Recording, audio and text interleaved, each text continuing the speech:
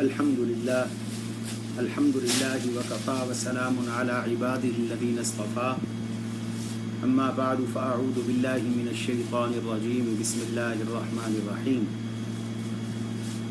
واتموا الحج والعمرة للہ فإن أحصرتم فما استيسر من الهدي ولا تحلقوا رؤوسكم حتى يبلغ الهدي محله وقال تعالى وللہ علی الناس حج البیت من استطاع الیہ سبیلا ومن کفر فإن اللہ غنی عن العالمین وقال رسول اللہ صلی اللہ علیہ وسلم تابعوا بین الحج والعمرہ فإنهما ينفيان الفقر والذنوب كما ينفي الكير خبث الحديد أو كما قال رسول الله صلى الله عليه وسلم وقال رسول الله صلى الله تعالى عليه وسلم العمرة إلى العمرة والرمضان إلى الرمضان كفارة لما بينهن وقال رسول الله صلى الله عليه وسلم الحج المبرور ليس له جزاء إلا الجنة صدق الله وصدق رسوله النبي الكريم اللهم صل على محمد وعلى آل محمد كما صليت على إبراهيم وعلى آل إبراهيم إنك حميد مجيد اللهم بارك على محمد وعلى آل محمد كما باركت على إبراهيم وعلى آل إبراهيم إنك حميد مجيد گرامی قدر سامعین و ناظرین، محترم دوستوں، بزرگوں، بھائیوں اور محترمات مستورات خواتین، مائیں، بہنیں اور بیٹیاں، سب سے پہلے آج کے بیان کی تاخیر پر میں اپنے تمام سامعین و ناظرین سے معذرت خواہ ہوں۔ تاخیر کا سبب بھی تھا، ہوئی جو تاخیر تو تاخیر کا سبب بھی تھا، اور وہ سبب یہ تھا کہ آج شام کو ہم لوگ مکہ مکرمہ سے انشاءاللہ مینا کی طرف روانہ ہو رہے ہیں، تو مجھے طواف قدوم کرنا تھا اور حج کی سعی کرنی تھی، اور اس طواف اور سعی میں رش کی وجہ سے تاخیر ہوئی، اس وجہ سے بیان میں بھی تاخیر ہوئی۔ میں اس پر آپ سب حضرات سے اور خواتین سے معذرت خواہ ہوں۔ عشرہ ذی الحجہ کے اعمال میں اہم ترین عمل حج اور عمرہ بھی ہے۔ حج تو اسلام کا کے اراکین خمسہ میں سے ایک اہم رکن ہے اور زندگی میں ایک بار فرض ہے۔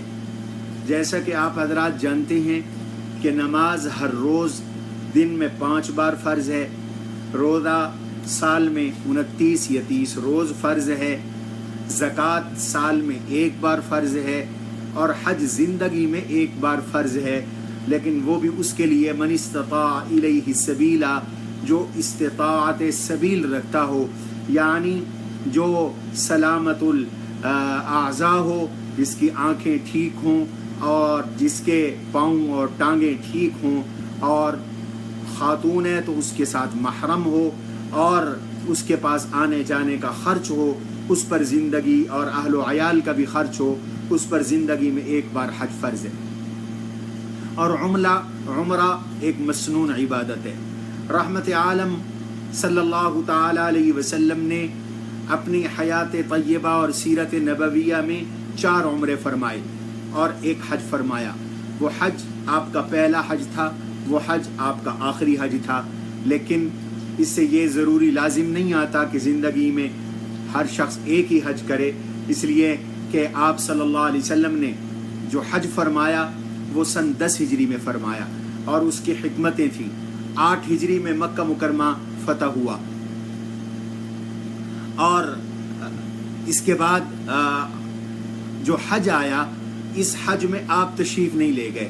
حضرت ابو بکر صدیق رضی اللہ تعالیٰ عنہ کو امیر الحاج بنا کر آپ نے صحابہ کرام کو حج پہ روانہ فرمایا، اور پیچھے سے سیدنا علی المرتضیٰ رضی اللہ تعالیٰ عنہ کو بھی آپ صلی اللہ علیہ وسلم نے اپنا منادی اور نمائندہ بنا کر بھیجا کہ تم جا کر اعلان کر دو ہماری طرف سے۔ اور وہ چند اعلانات تھے، ان میں ایک اعلان تھا کہ جو ہمارے معاہدات جن کی مدت ختم ہو رہی ہے، ہم اس مدت میں معاہد اقوام سے، کفار کے ان لوگوں سے جن کے ساتھ ہمارے معاہدے کی مدت ختم ہو رہی ہے ہم آئندہ توسیع نہیں کریں گے۔ اسی طرح یہ بھی تھا اس اعلان کے اندر یہ بھی تھا کہ فسیحوا فی الارض 4 اشہر، کہ جن کی مدت ختم ہو چکی 4 مہینے کی انہیں مہلت ہے۔ اس کے بعد وہ یا تو عرب چھوڑ دیں، مکہ مکرمہ چھوڑ دیں، یا اسلام قبول کر دیں۔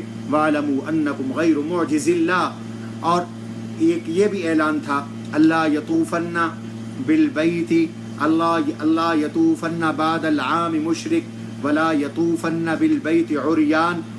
زمانہ جاہلیت میں لوگ بیت اللہ کا ننگے طواف کرتے تھے، اور ذہن اور خیال یہ تھا کہ یہ جو ہمارے کپڑے ہیں ان کپڑوں میں تو ہم گناہ کرتے ہیں، ان کپڑوں کے اندر ہم بیت اللہ کا طواف کیسے کریں؟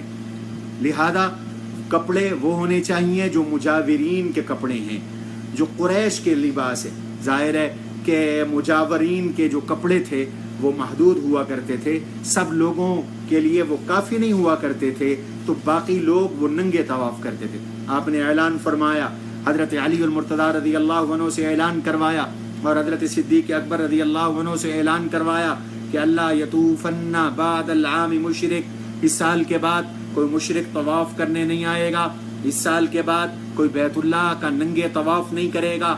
تو آپ علیہ الصلوۃ والسلام نے کچھ اور بھی حکمتیں تھیں کہ اس سال حج نہیں فرمایا، اور ان میں ایک حکمت نسی کی بھی تھی۔ مشرکین عرب مہینوں کو مقدم اور مؤخر کر دیا کرتے تھے، آگے اور پیچھے کر دیا کرتے تھے۔ جیسا کہ حج گرمی کے موسم میں آ رہا ہے تو انہوں نے ذی الحجہ کو جناب مؤخر کر دیا، اور محرم اور سفر کو ربیع الاول کو مقدم کر دیا۔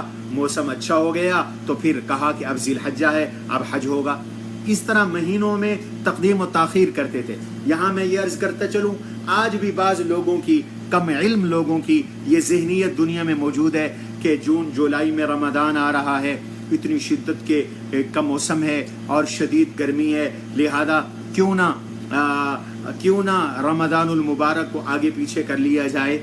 اور بعض نام نہاد اسکالر وہ اس کی گنجائشیں بھی نکالنے کی کوشش کرتے ہیں، لیکن یاد رکھیے کہ اسلام کی بنیاد اور حج کی بنیاد ہی اسی پر ہے۔ آپ صلی اللہ علیہ وسلم نے سن 8 ہجری کے بعد حج اسی لیے نہیں فرمایا تھا، 1 سال کا وقفہ اس لیے فرمایا تھا کہ مہینے اپنی اصلی حیت پر نہیں تھے، مہینے اپنی اصلی شکل میں نہیں تھے، اور آپ دنیا کو یہ بتانا چاہتے تھے کہ کسی کو یہ اختیار نہیں ہے کہ وہ مہینوں میں تقدم و تاخر کرے اور عبادت کے مہینوں کو آگے اور پیچھے کرے۔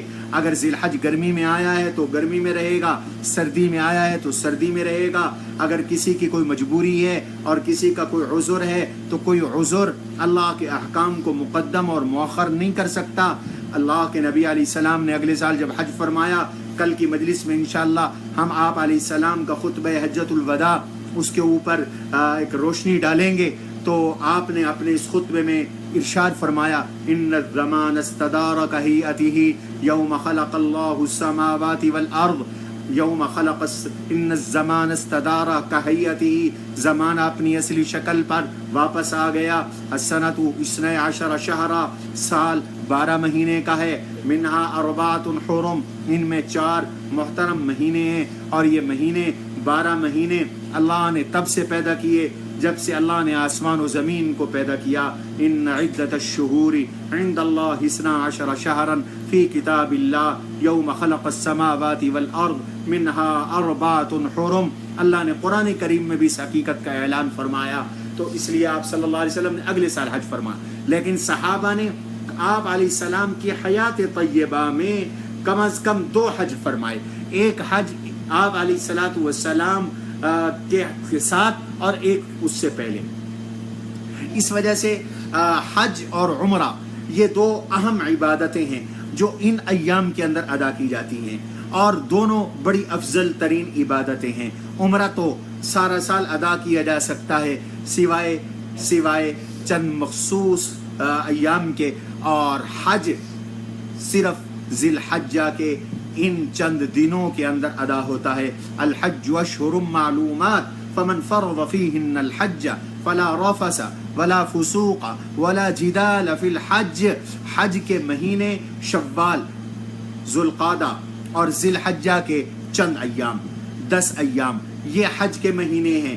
شوال ذوالقعدہ اس معنی میں ہے کہ ان مہینوں میں احرام باندھا جاتا ہے، اور عمرہ اس کے ساتھ کر لیا جائے تو حج قران بھی بن سکتا ہے، حج تمتع بھی بن سکتا ہے.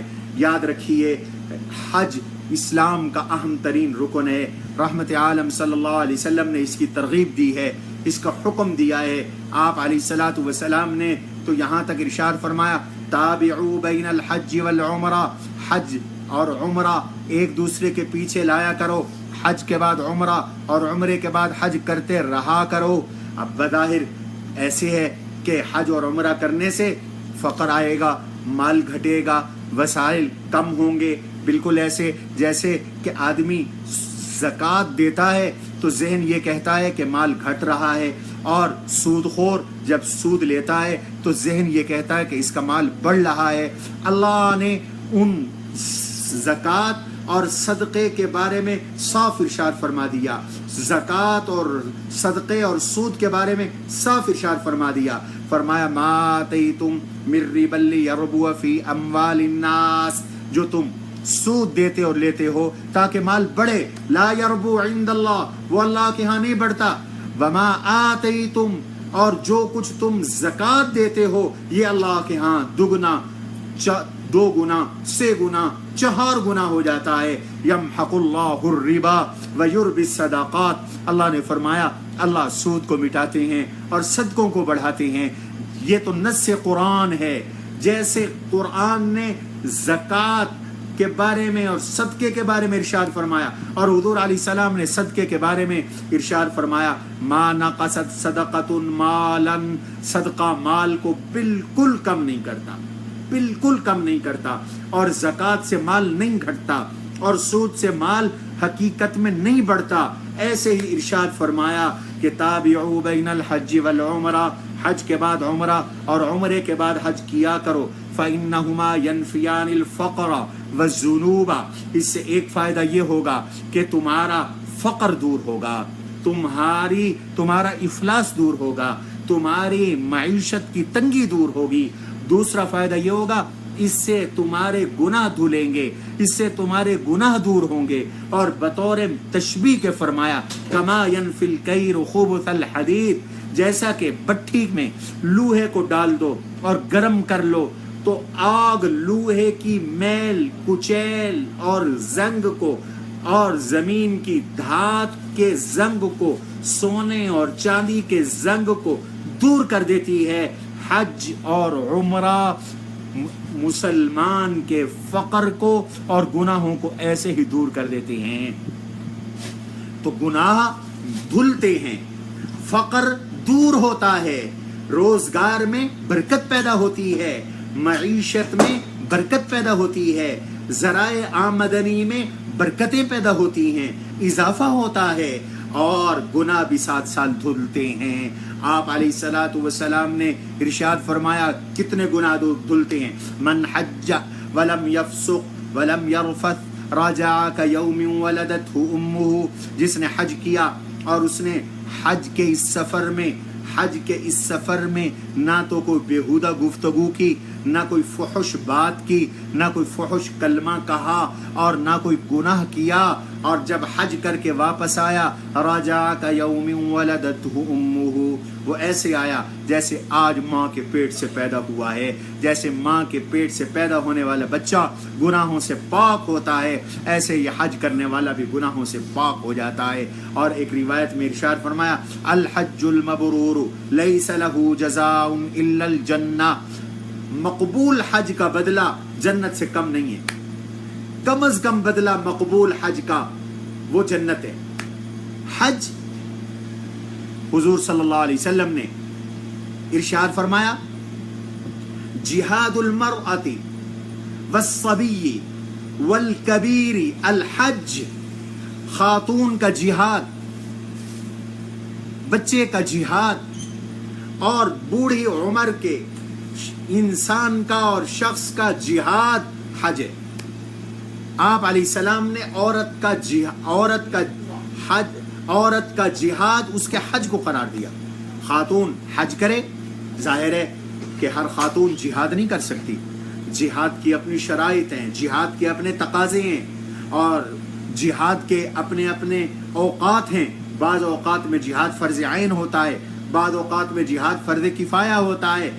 लिहाजा हर कोई जिहाद के बारे में फैसला नहीं कर सकता कि मैं तलवार उठाऊं और जिहाद शुरू कर दूं। उसके लिए बाकायदा उसूल हैं, ज़वाबित हैं, कवाइद हैं, शुरूत हैं और वो वक़्त के मुजतहिदीन किराम और जय्यद उलमा और मुफ्तियान किराम बताते हैं कि जिहाद की कौन सी हैसियत है। तो फरमाया आम हालात में आम औरत जिहाद नहीं कर सकती, लेकिन वो जिहाद करना चाहे तो फरमाया उसका जिहाद हज है, बच्चे का जिहाद हज है, बूढ़े का जिहाद हज है।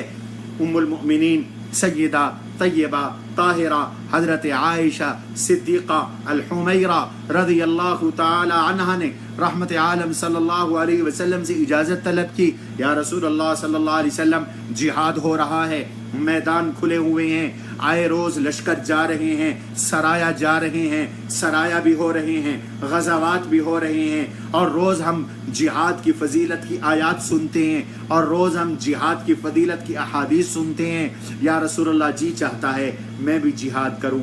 आप सल्लल्लाहु अलैहि वसल्लम ने इरशाद फरमाया जिहादुकुन्नल हज, आयशा तुम्हारा जिहाद तो हज है। अम्मा उम्मुल मोमिनीन सय्यदा तय्यबा ताहिरा हजरत आयशा सिद्दीक़ा रज़ियल्लाहु ताला अन्हा इरशाद फरमाती हैं, मैंने अर्ज़ किया इसके बाद जब से मैंने ये हदीस सुनी मैंने हज को अपने ऊपर लाजिम कर लिया। उम्मुल मोमिनीन रज़ियल्लाहु ताला अन्हा अक्सर हज फरमाया करती थी। तो ये हज अल्लाह तबारक व तआला की मग़फ़िरत का भी ज़रिया है और गुनाहों की माफ़ी का भी ज़रिया है और फ़क़र के इज़ाले का भी ज़रिया है। और ये जो हज है, इस हज के साथ दुनियावी मनफ़ात भी है और इसके साथ दीनी मनफ़ात भी है। कुरान ने इन दोनों मनाफ़ि की तरफ इशारा किया, लियशहदू मनाफ़िअ लहुम, उम्मत मुस्लिमा की वहदत का इजहार होता है। हज के अंदर उम्मत मुस्लिमा की खबरगिरी होती है, हज के अंदर उम्मत मुस्लिमा का रोब दुनिया के ऊपर पड़ता है और लाखों मुसलमान एक नज़र आते हैं, उनका कलमा एक नज़र आता है, उनका वजीफ़ा एक नज़र आता है, तराना एक नज़र आता है, उनका लिबास एक नज़र आता है। एक अमीरुल हाज होता है और एक हरम का इमाम होता है और सारे उसी के पीछे नमाज अदा करते हैं और मुसलमानों की वहदत ज़ाहिर होती है, मुसलमानों का इत्तेहाद और इत्तेफाक इससे ज़ाहिर होता है। ऐ काश हम मुसलमानों के दिल भी एक हो जाएं। कुछ बड़ी बात थी कि होते मुसलमान भी एक। आज उम्मत मुस्लिमा को वहदत की ज़रूरत है, इत्तेहाद की ज़रूरत है। और हज जिसके ऊपर इस्तिताअत है और उसने हज नहीं किया, इस पर सख्त वईदें भी हैं। बहुत से हमारे मुसलमान भाई महज गफलत की वजह से हज नहीं करते। आप अलैहिस्सलातु वस्सलाम की एक रिवायत है, आप अलैहिस्सलाम इरशाद फरमाते हैं, मल्लम यमनाहु मिनल हज हाजतुन वाहिरतुन औ मर्जुन हाबिसुन औ सुल्तानुन जायरुन वलम यहुद फमाता फलयमुत इंशा यहूदिया व इंशा नसरानिया औ कमा क़ाल रसूलुल्लाह सल्लल्लाहु अलैहि वसल्लम। जिसको किसी शरई उज़ुर ने हज से न रोका और उसने हज न किया। शरई उज़ुर आपने बतौर मिसाल के बयान फरमाए, कोई बीमारी लग जाती है आदमी को जिससे सफ़र के काबिल नहीं रहता तो वो मुस्तस्ना है। फरमाया इसको बीमारी भी नहीं थी, किसी जालिम बादशाह का खतरा भी नहीं था, कोई और मसला भी नहीं था, फिर इसने हज नहीं किया। अब इसको मौत आ गई है, ये मर रहा है, अंगुश्त बदंदा होता है इंसान। कितनी सख्त वईद है। रहमत आलम सल्लल्लाहु अलैहि वसल्लम ने इरशाद फरमाया, इसे कह दो फल यमुत इंशा यहूदिया व इंशा नसरानिया, ये यहूदी हो के मरे या ईसाई हो के मरे, ये मुसलमान हो के नहीं मर रहा। अल्लाहु अकबर, ये यहूदी हो के मरे या ईसाई हो के मरे, यानी इतनी सख्त वईद है कि इसकी मौत यहूदियों और ईसाइयों वाली है। मुसलमान जिस पर हज फ़र्ज है वो हज ज़रूर करता है, वो हज ज़रूर किया करता है।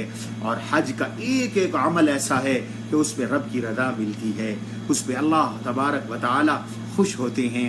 जब आदमी तलबिया कहता है, हदीस में आता है लब्बैक अल्लाहुम्मा लब्बैक लब्बैक ला शरीक लक लब्बैक इन्नल हम्दा वन निअमत लक वल मुल्क ला शरीक लक, ये कहता है تو اس کے دائیں اس کے بائیں ہر اینٹ، ہر ڈھیلا، ہر پتھر، زمین کے آخری کونے تک وہ بھی اس کے ساتھ کہتے ہیں لبیک اللہم لبیک لبیک لا شریک لک لبیک ان الحمد والنعمت لک والملک لا شریک لک۔ اور آپ نے فرمایا جب یہ تلبیہ کہتا ہے تو ہر قدم پر اللہ گناہ معاف فرما دیتے ہیں، ہر قدم پر گناہ دھلتے جاتے ہیں، مٹتے جاتے ہیں۔